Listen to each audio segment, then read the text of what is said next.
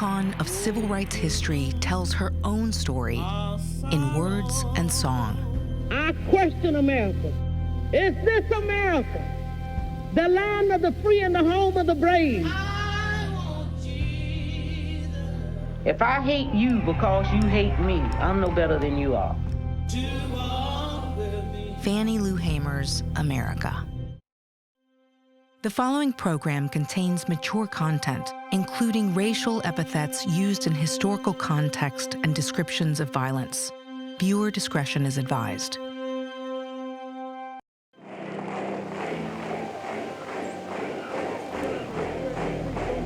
The whole world is watching us today. I am an old pilgrim of sorrow. We are tired of a lot of things. We are sick and tired of being sick and tired. I feel better than I felt in a long time.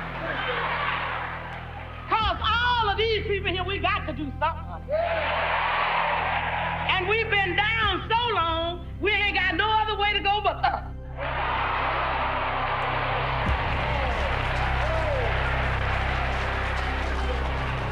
It was 40 million of my people destroyed as they was bringing my ancestors here on the slave ships of Africa.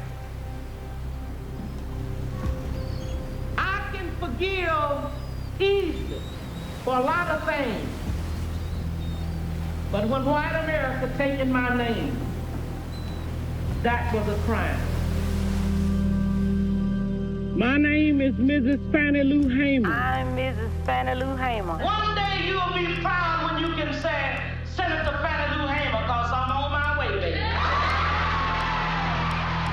Freedom is not something that's put in your lap. You got to stand up. I've been beaten in jail till my body was hard as metal, but I'm not stopping. The flag is drenched with our blood. Because, you see, we have never accepted slavery. They know what they've done to us. All across this country, they know what they've done to us. I question America. Is this America, the land of the free and the home of the brave?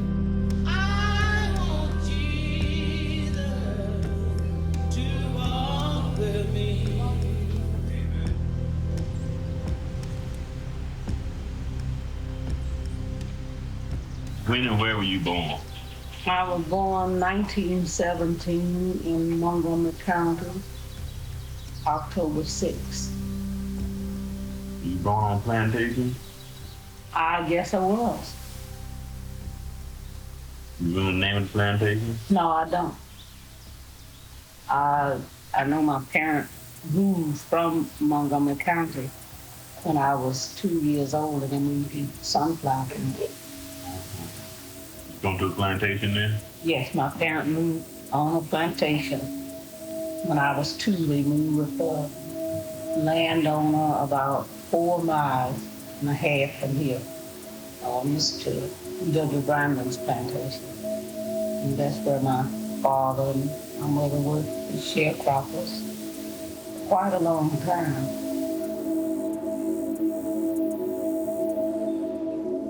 Sheep pie, where your little lamb? Way down in the valley. Birds and the butterflies picking at his eye. And the poor little thing, he cried, Mama, Mama's gone, Papa's gone.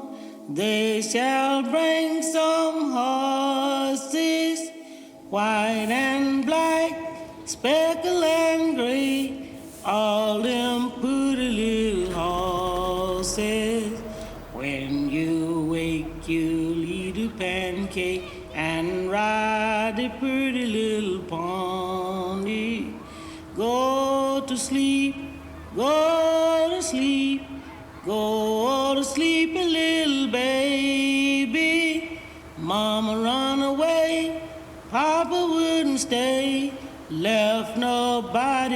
Dorothy, baby. Go to sleep. We are tired. We are sick and tired of children suffering from malnutrition. People dying. The clothes 2/3 of the people have on here now is clothes was been sent to them. We are tired of that. We are tired. We are tired of a lot of things. We are tired of working for $3 measly a day, going home and being too tired to cook what little we did have. Because we have been hungry. We have been taught to have dignity and respect. And you know, if we are going through being bit by dogs, some of them being shot down, some of them being beat in jail, we are not fighting back, but we going on because there's nothing right here. What other nation have gone through what we've gone through? You've never heard of no other race but a Negro that marched through a mob crew just to go to school. Why? We work all time and never have enough food. I said, but the white man be riding around in fine cars. I said, and they have plenty to eat. But I didn't realize at the time he was stealing it from me. Being one of 20 children, a very poor family, sharecroppers in the state of Mississippi, I know what it's like to be hungry. I know what it's like to be without clothes.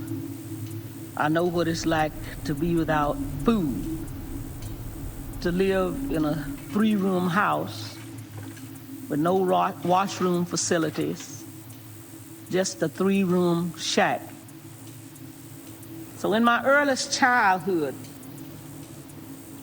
I remember one day I was playing beside this road and the landowner drove up and he asked me, could I pick cotton? And I told him I didn't know. I didn't know. At 6 years old, I just didn't know. So he told me, I want you to go out in the field, Fanny, and I want you to pick 30 pounds of cotton. And if you pick 30 pounds of cotton in a week, I'll carry you to my commissary store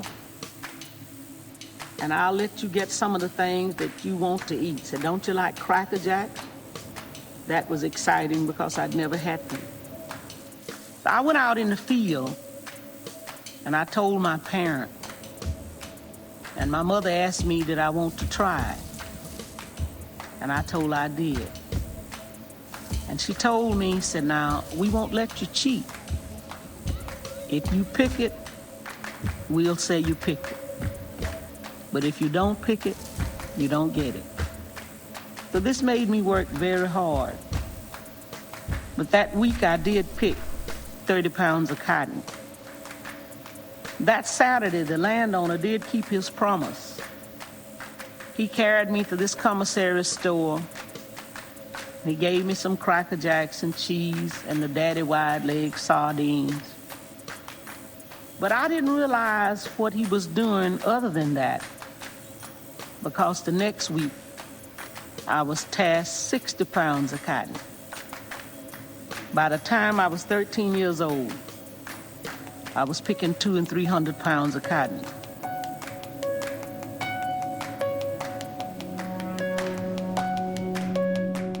I am 17 years old. I pick 300 pounds of cotton a day.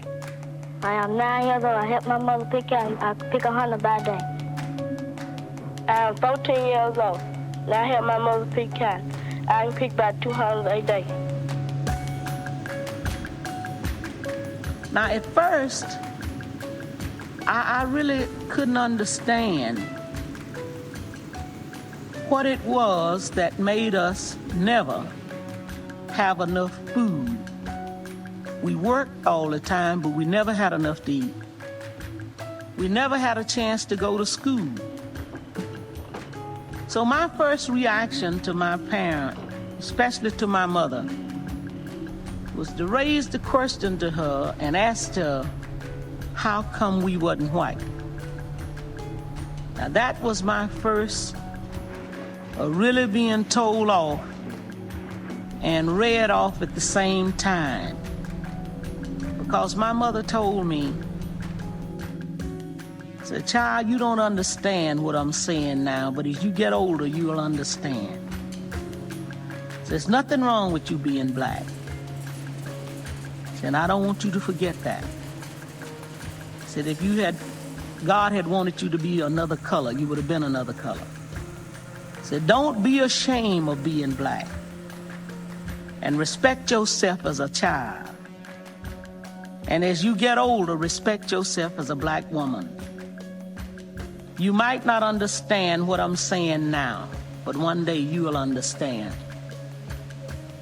Then finally, my mother bought me the first black doll I had ever seen.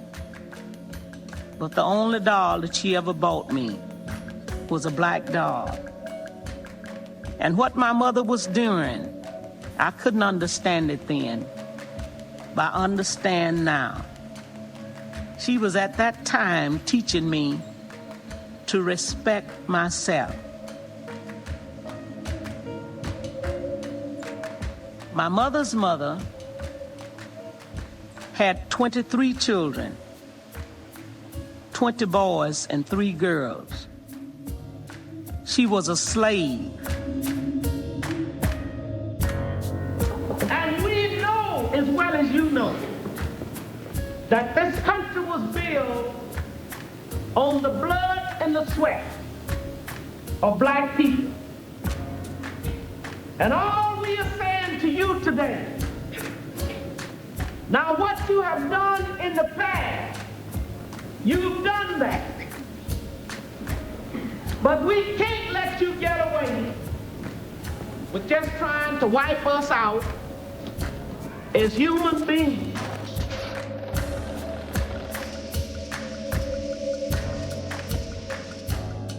When I was about 13, I began to understand what my mother was talking about. And I prayed to God to give me the chance. And I told him if he would just let me live to get grown, I would get out in the streets and on the turn roads. And I would devote my life for seeing that things would be different for any poor person in the state of Mississippi. We have always been taught that we had to suffer as Christ suffered.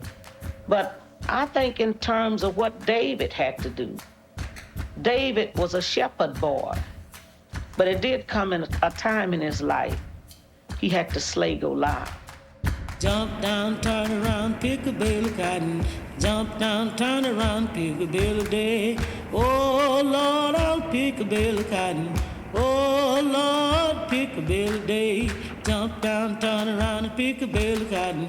Jump down, turn around, and pick a bale of day. Jump down, turn around, and pick a bale of cotton. Jump down, turn around, and pick a bale of day. Oh, Lord, pick a bale of cotton. Oh, Lord, pick a bale of day. So in 1962, the Student Nonviolent Coordinating Committee came into Rooseville. That Monday night, I went over here, right around the corner here, to this church, William Chapel. And the pastor announced at the end of service that there would be a mass meeting that night, that Monday night. My husband drove me from out in the rural area where I had been working to the church. And when we got there, Bob Moses, Lance Guillot, Reggie Robinson, James Bevel, Jim Foreman from SNCC got up and explained how it was our constitutional right to register and vote, and how it could change, you know, the different laws. Like if we didn't want a law in the town or what was going on, we could vote them out. So that, I thought it was the most remarkable thing that could happen in the state of Mississippi.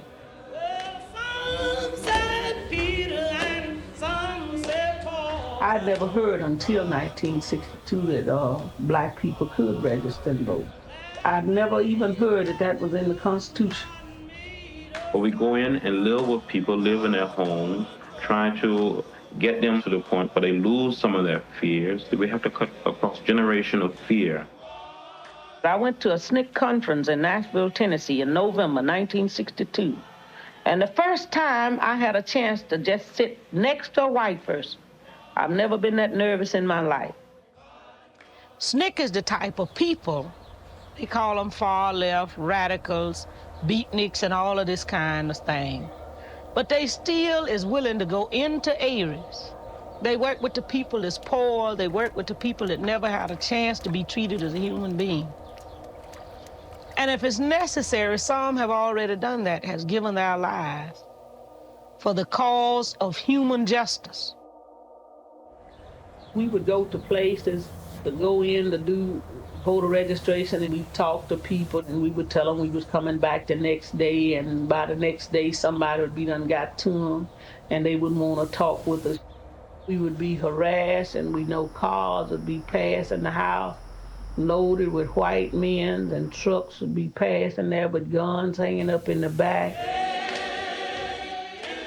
Well, it was rough. Year after year, things looked like got worse and worse.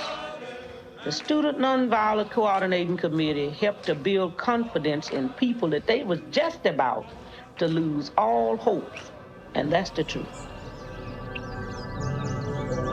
Hello again, everyone, and welcome to Citizens Council Forum. It's our very real pleasure to welcome back to our microphone today former Governor Ross Barnett of Mississippi. Dick, it's been my pleasure to participate in your program several times, and I'd like to say that it's been my privilege to travel throughout the length and breadth of America during the last few years. One thing that has impressed itself upon me throughout my travels, and that is how similar the people of this great nation really are. No matter where they happen to live, they're all about the same. I know that you were asked about the state of race relations in Mississippi at the present time. What was your answer to that question? Well, they always ask that question about race relations, and I told them in substance that until all the communist-inspired agitation began, Mississippi actually enjoyed the best race relations of any other state in the nation. I told them that our white and colored citizens knew one another as individuals, and that they cared about one another as individuals. And despite all of the efforts to create ill will and hatred, that I honestly believe that on a person-to-person basis, that the people of Mississippi still have the most cordial race relations in the nation. And I told them that we are all going to try to keep it that way, both the white and the black. I told them that our voting qualification laws are sound, and they are, that they have been upheld by the federal courts time and time again, and there's no question about that. I told them that our registration officials understand that these laws must be administered fairly, with no one placed under any undue burden, that all are to be treated alike. I told them that the record will show no proof whatsoever that any qualified applicant in Mississippi has ever been actually denied registration because of his color or his race or national origin. But whatever mistakes have been made, or if any have been made, probably were errors of judgment by part-time registrars. To put it in simple language, it is not that some qualified have been denied the right to vote. It is probably a matter of some perhaps unqualified white applicants who have been registered to vote.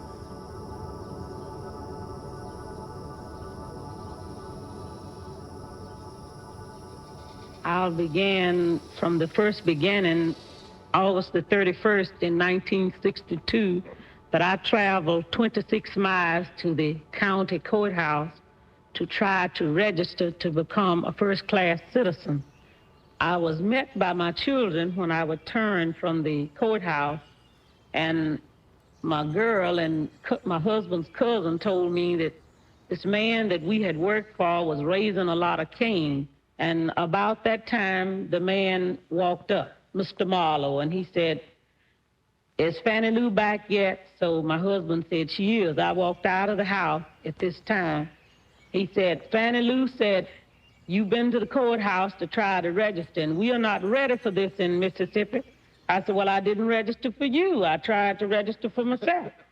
He said, we are not going to have this in Mississippi, and you will have to go down and withdraw. And he said, I'm looking for your answer, yay or nay. So I just looked. And he said, I'll give you to in the morning. And said, if you don't go down and withdraw, you will have to leave. And if you do go down and withdraw, it's only how I feel. You still might have to go. So I left that same night. 10 days later, on the 10th of September, 16 bullets was fired into the home of Mr. and Mrs. Robert Tucker, the people that I had gone to live with. I don't find that there is any great deal of intimidation. I'm sure that there is some intimidation, and I'm sure that that intimidation does exist in every state of the American Union.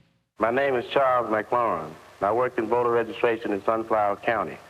On January 25th, 1963, I went to the mayor's office in Indianola, Mississippi. The purpose was to see if there were any laws on the book that forbidded voter registration activities in the city.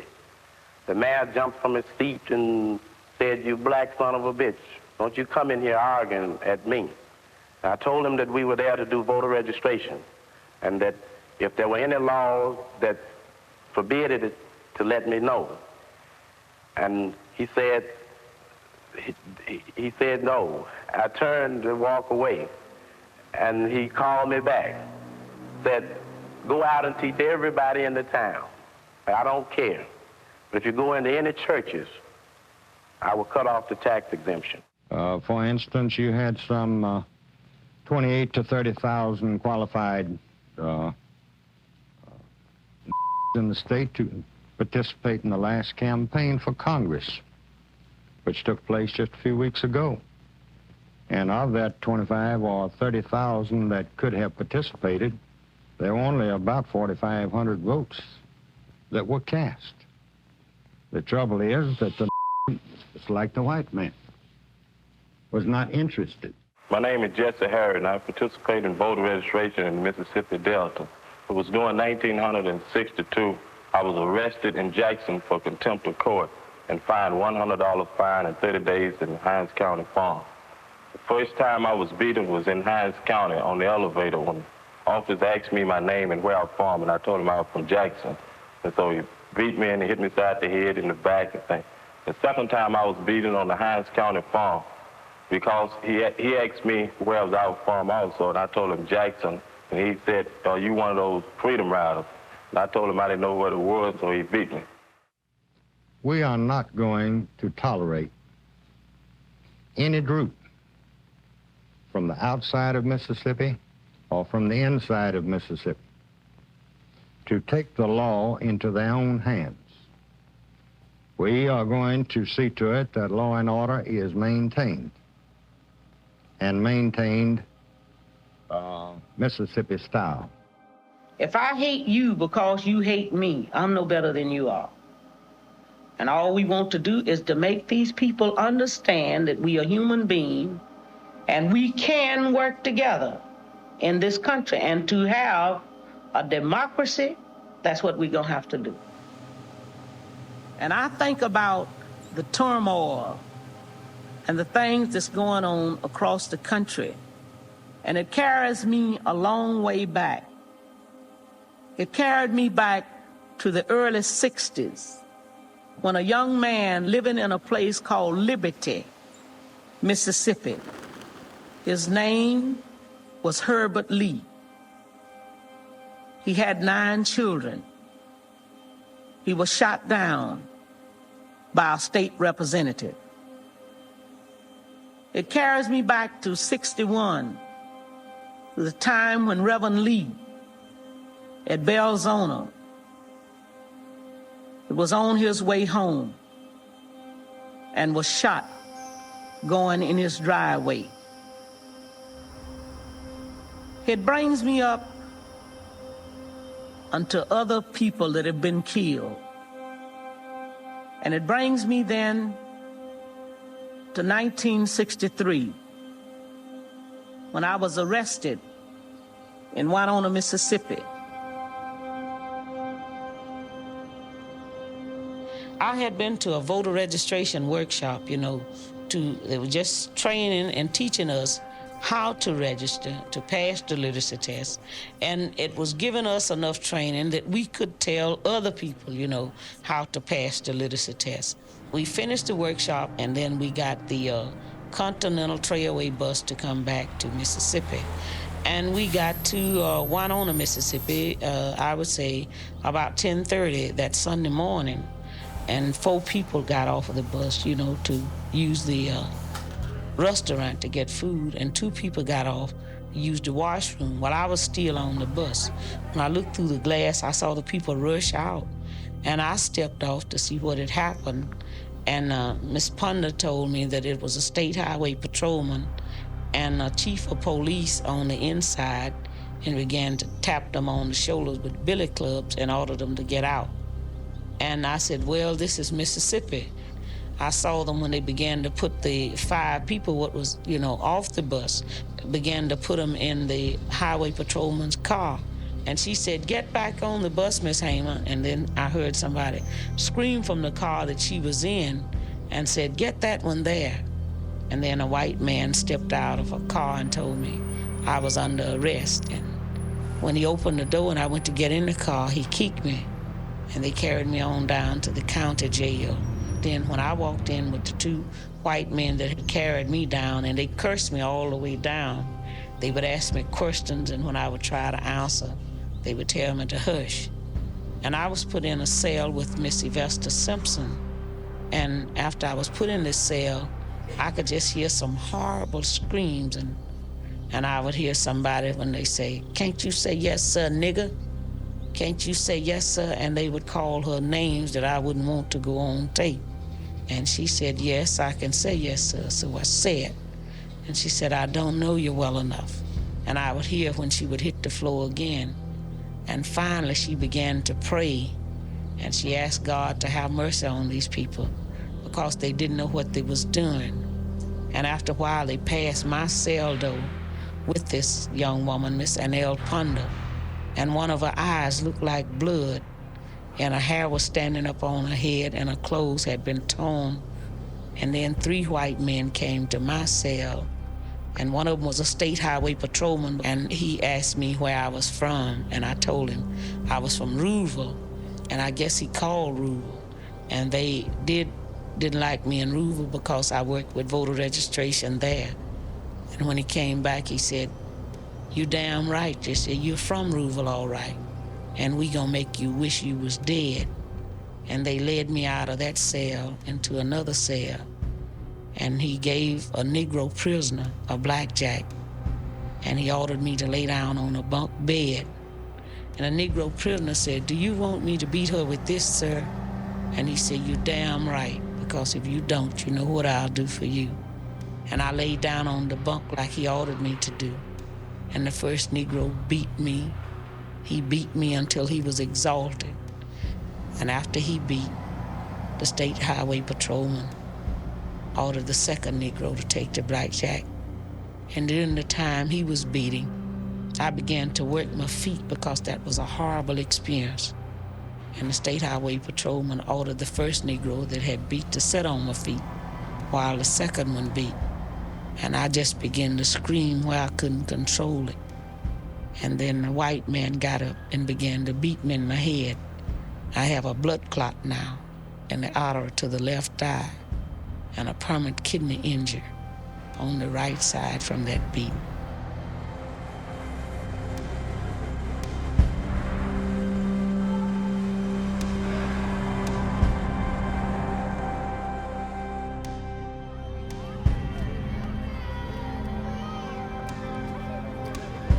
At that time, I was out on the road most of the time. They'd want me to come from place to speak.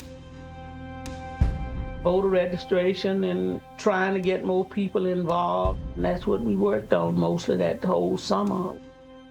All that SNCC is trying to do, and the young people that came into Mississippi from the 1964 project, All they are trying to do is to say these are human beings and they're supposed to be treated like anybody else.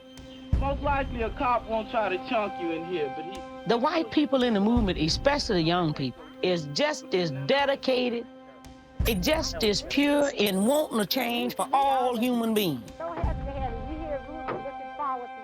And I just have faith, not only in the young Negroes, but in the young whites that will be working in the South, in fact, all over the country to bring a change in the United States. And I'm just wondering if people in this room understand, one, that people should be expected to get beaten, they should expect to spend in jail, and that they should expect possibly somebody to get killed. I also know it was people like Andy Goodman, Michael Swerner, and James Chan that gave their lives in the state of Mississippi, that all of us would have a better chance. And when they died there, they didn't just die for me, but they died for you, because your freedom is shackled and chained to mine. And until I'm free, you are not free either.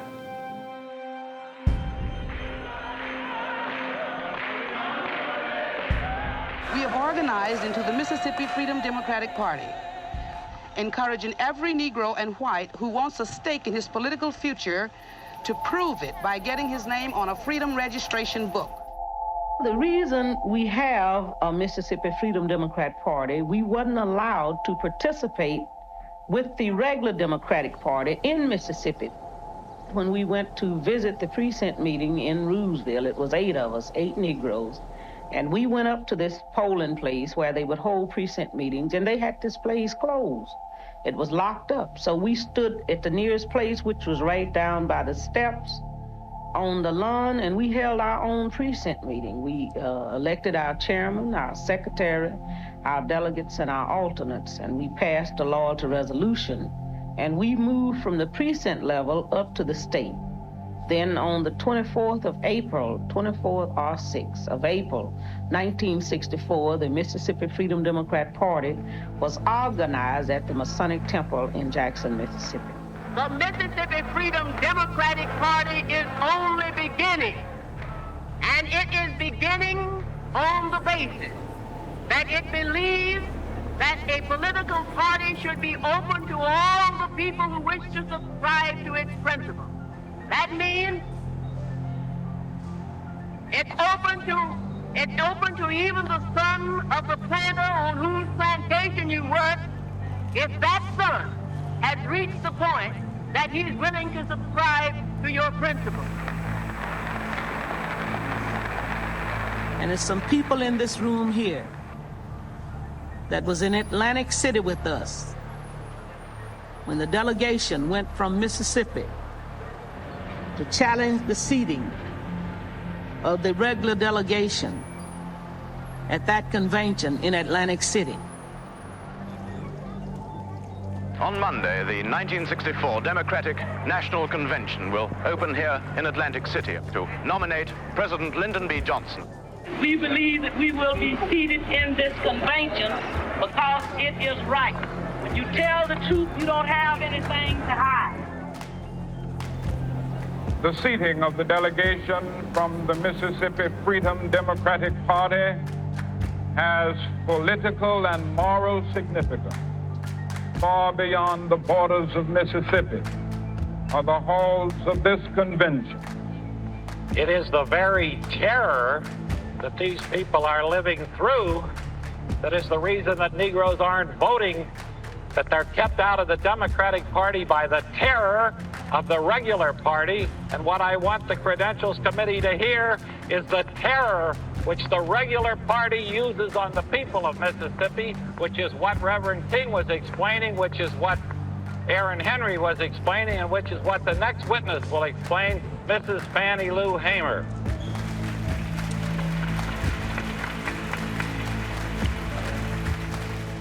Mr. Chairman, and to the Credentials Committee, my name is Mrs. Fannie Lou Hamer, and I live at 626 East Lafayette Street, Rooseville, Mississippi.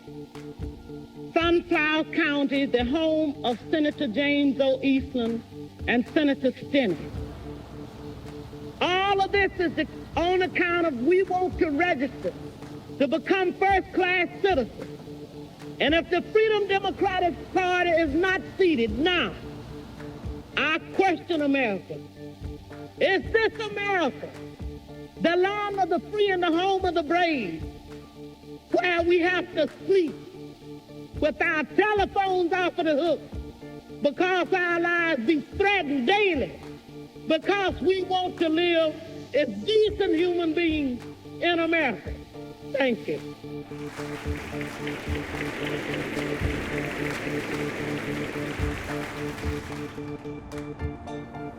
They offered us 2 seats at large. We refused to accept a compromise. I told them in Atlantic City, if something's supposed to have been mine 100 years, don't offer me 2 of it today. No, don't give me a bite of what I supposed to have the whole thing 100 years. If you don't give me all of it, just keep the 2. Then 3 of us decided to run for Congress. Ms. Annie Devine, Victoria Gray, and myself. When we tried to get on the ballot, they refused to put our names on the ballot. But our names was put on a freedom ballot because we made our own ballot. And we didn't just write the black people's name on the ballot, we included the white people on the ballot. And I received 33,009 votes against my opponent's 49 votes. And I didn't say 49,000. So this made us, the 4th of January, 1965, come to Washington. We had made the challenge at the convention for the delegation. Then 1965, we were making the challenge for the 5 representative seat. Here they come, followers of the Mississippi Freedom Democratic Party. They've been here at the House of Representatives all day long. Morning. They are all now under arrest, charged with unlawful occupancy of a public building.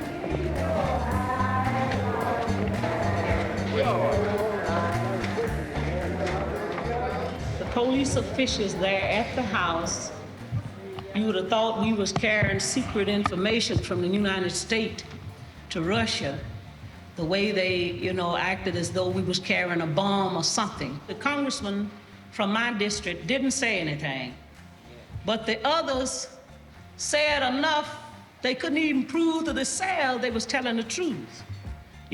They said they represented the people of Mississippi, and 42% of the people we know as well as they know can't register and vote.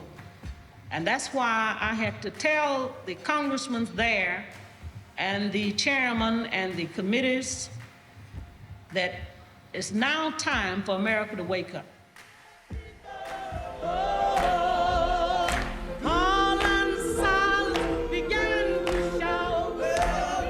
Mrs. Fannie Lou Hamer hails from Ruleville, Mississippi in Sunflower County, and she has a gift for earthy and vivid phrases and for stating her views without formality, cant, or hypocrisy. Mrs. Fannie Lou Hamer. Will you welcome, please, Mrs. Fannie Lou Hamer. Mrs. Fannie Lou Hamer, the spark plug of the Mississippi Freedom Party and a candidate for political office in her hometown. But all we was asking for was new and free elections to give all the people a chance to vote in Mississippi, that they could choose the people that was going to represent them and determine their destiny.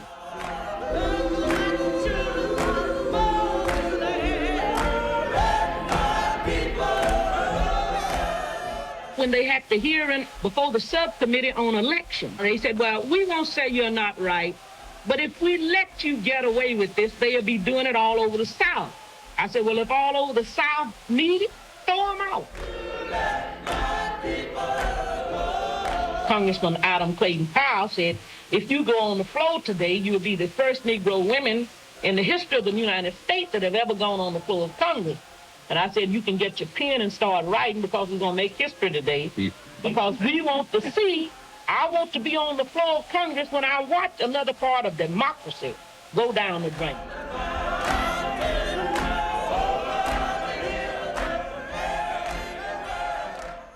And regardless of all the things that we went through, in 1963 or 1964, we didn't have many people registered in the Mississippi. But today we have 60% of the black population registered in Mississippi. We have 42 elected officials in the state of Mississippi. And one day you will be proud when you can say, Senator Fannie Lou Hamer, because I'm on my way, baby.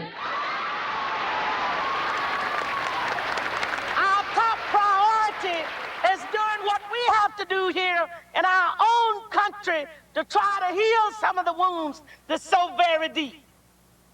And we're going to fight for peace.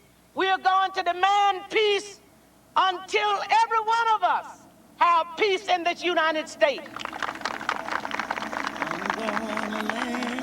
On the shore, I'm gonna land on the shore. I'm gonna land on the shore where I'll rest forevermore. The preacher in the pulpit with a Bible in his hand, he's preaching to the sinners, but they just won't understand. I'm gonna land on the shore. I'm gonna land. The whole hope in the future of this country, if it's not too late already, is with the people, what some people call the militant, the radical, or whatever you call them, black and white throughout the country at these college campuses. They are very true, they are very honest, and all they want is the thing that they've been reading about is to become a reality. And for this country to have democracy in action, it's going to come through these young people. I've been very concerned with young black people in Mississippi, and there's no need of getting an education, running to some other place. Fight and make it right here. I'd take a chance in Mississippi quicker than I would Chicago, because we at least know where we are here. But they got some of the same hypocrites up there. It's just like these white racists down here. And that's when we have to do our thing right in Mississippi. And you see, a lot of these young people hadn't been exposed to what it's really like. You know, some of them had been in school, just came out of school, and, you know, they said, well, we believe that this will work or that will work, only to be faced with all of these things somehow have looked like backfired in their face. We have been black, powerless people for 400 years. I've seen people boxed in, black children, in Harlem of New York.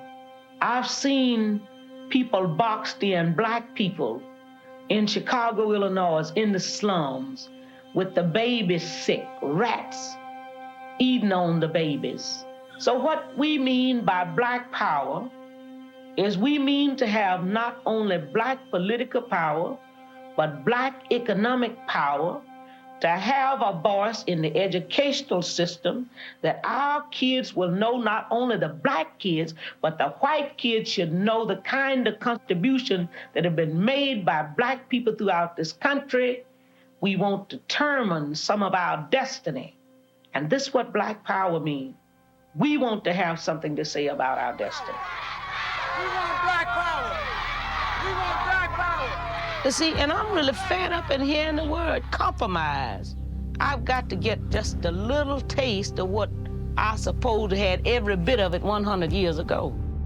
White people are trying to resection you where you won't have as much power, you know. Well, one night I went to bed and didn't turn over, and I woke up in another district, but we still a majority. So,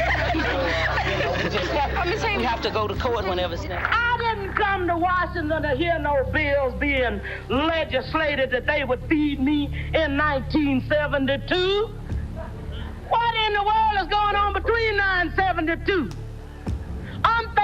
about what you gonna do for my people in December. We are sick and tired of being sick and tired. For so many years, Negroes have suffered in the state of Mississippi. And we are tired of people saying that we are satisfied because we are everything but satisfied.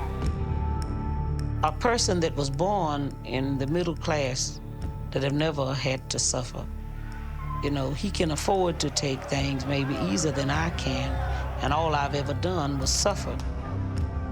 A person that's born in the middle class and have always had things somewhat decent, he can't make a decision for me because he actually don't know how I feel.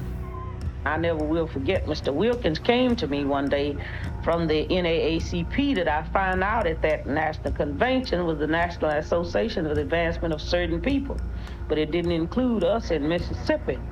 And he came to me and told me, he said, you people are ignorant, you don't know anything about politics, you put your perm over, why don't you pack up and go home? And we got to let people know how we feel. We are not satisfied because we know. In the 4th chapter of St. Luke in the 18th verse said, the Spirit of the Lord is upon me because he has anointed me to preach the gospel to the poor. It was his purpose here, was preaching and speaking to the poor. So mostly what the middle class, bourgeois, white and black, because I've seen white Toms, Negro Toms, they concerned about the person that's already got something. They're not trying to bring no change for these people who don't have anything, you know. If they go into an area, they're going into the best part of the neighborhood. They're going to get with the best type of people. And you see, that's the hypocrisy of this whole country.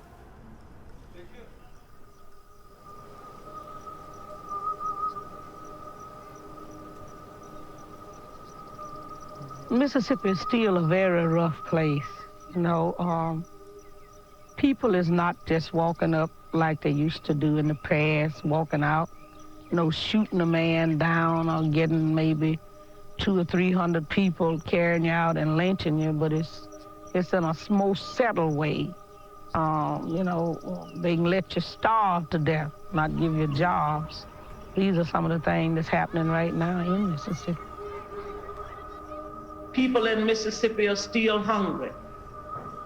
People in Mississippi are still living in run-down, dilapidated shacks.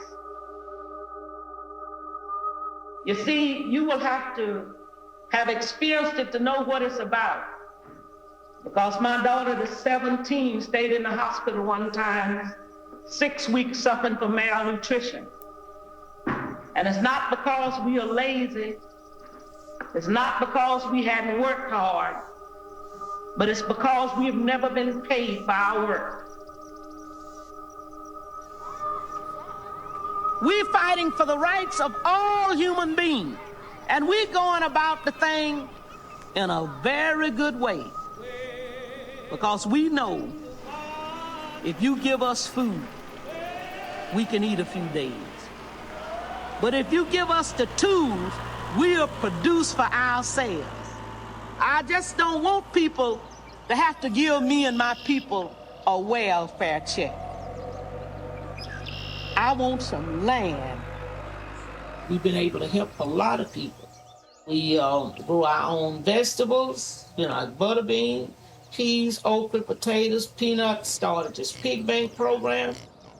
The plan of the thing is that it can grow to produce enough that people just won't know what hunger is. Freedom Farms Cooperation is one of the best things that ever happened in Sunflower County. For the first time in our lives, we will have a chance to control some of our destiny. I don't be ashamed when somebody come here and I can go in the kitchen and fry some ham and open some soup and have some vegetables. Once you have been hungry and had to stay hungry, when you see them that's suffering, you want to change it for them too. She had the inability to say no to people who were in need. And what had happened was typical of Fannie Lou. sometime when there were money to make the payments on the farm, if someone came who needed money to make a payment on a house or to buy food or for utilities or for whatever, Fannie Lou would let them have it. I've heard of a city called heaven. And so help me, God, the cry of hunger is the cry of hunger, whether it's come from black, white, brown, or red.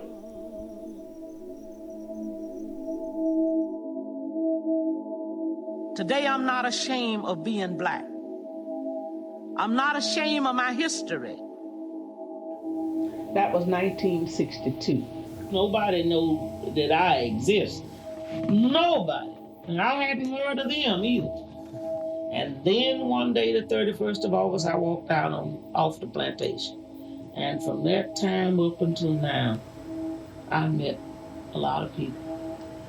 I met a lot of great people, both blacks and white, people that we have walked together, talked together, we've cried together.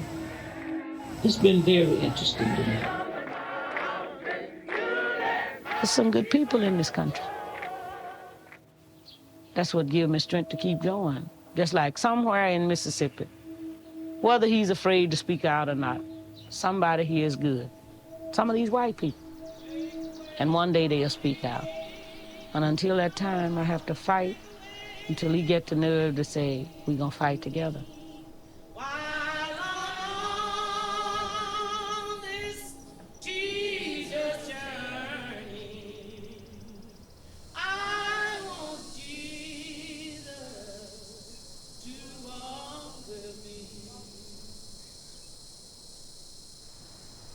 Run, run, Mona, run, bright angel above. Run, Mona, run, bright angel above. If I just had your wing, bright angel above. If I just had your wing, bright angels above. I'd fly away to the kingdom, bright angel above. It'd fly away to the kingdom, bright angels above. Angel, lend me your wing, bright angels above. Angel, lend me your wing, bright angels above. Escape for your life, bright angel above. Escape for your life, bright angels above. If I just had your wing, bright angels above. If I just had your wing, bright angels above. I'd fly away to the kingdom, bright angel above. I'd fly away to the kingdom, bright angel. She knew life. She had lived it. She had experienced things that many of us could never think of facing. And yet, she could smile, she could shout, she could make other people happy, and she, if necessary, she could cuss them out. She wasn't afraid. Ms. Hamer talked and told it like it was, and everybody found out how people was being treated here in this Delta land. Oliver Wendell Holmes once wrote that as life is action and passion, it is required of men and women to share the action and passion of their times at the risk of being judged not to have lived.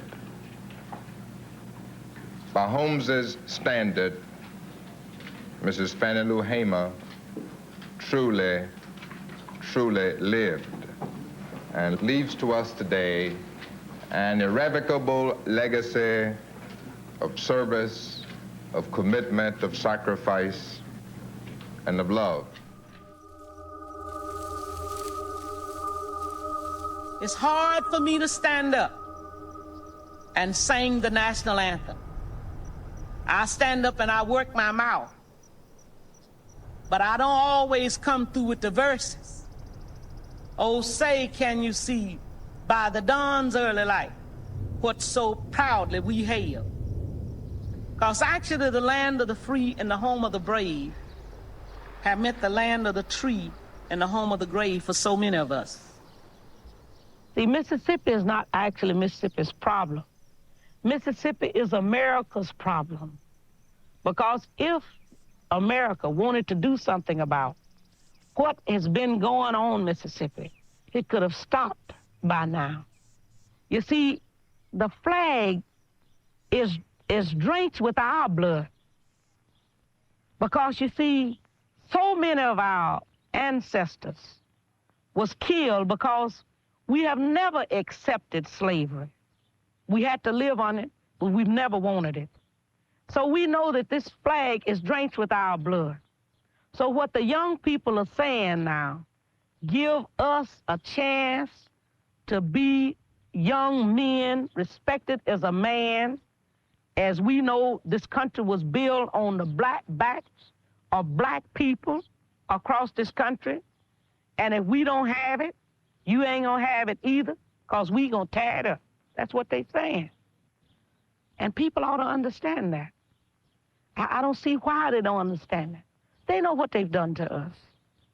All across this country, they know what they've done to us. Way in the water,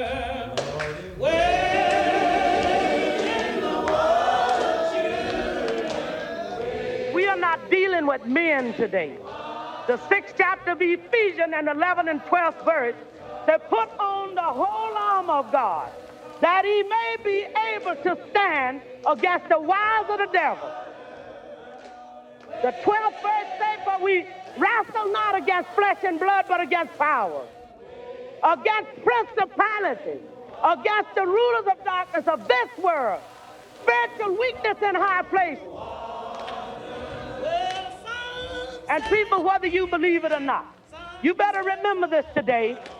A house divided against itself cannot stand. A nation that's divided against itself cannot stand. And it's 2 past midnight, and we on our way out.